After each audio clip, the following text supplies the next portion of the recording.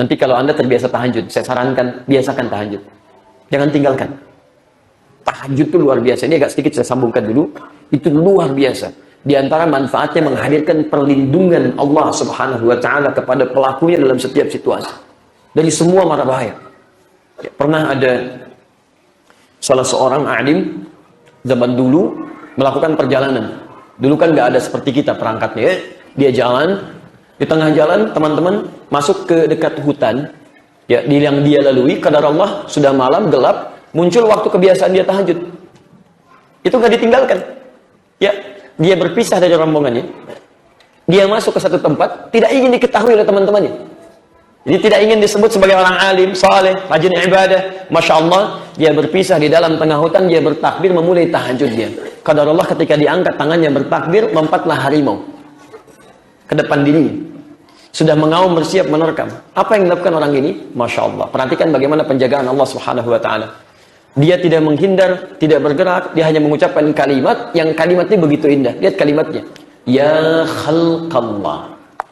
Hei makhluk Allah. Dia tidak sebutkan ya namar, hei harimau. Tidak. Tapi dia lekatkan harimau itu kepada pemiliknya.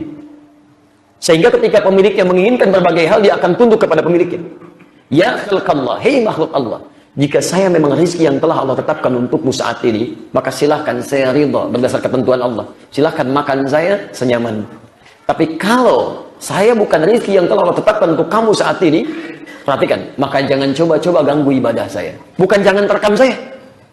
Jangan ganggu ibadah saya, atau saya mohonkan pada Allah saat ini untuk menghancurkan engkau saat ini juga.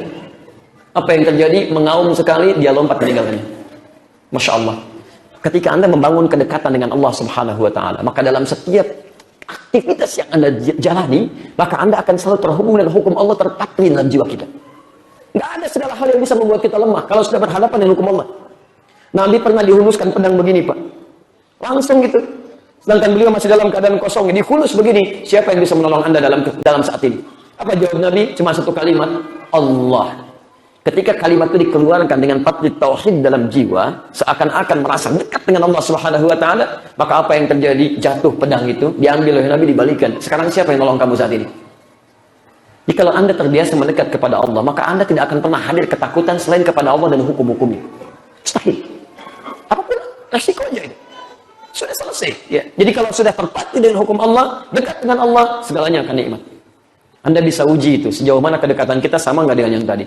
Ntar malam ya, waktu tahajud, begitu takbir, Allahu Akbar, nyamuk datang ke sini. Ya khalaqallah.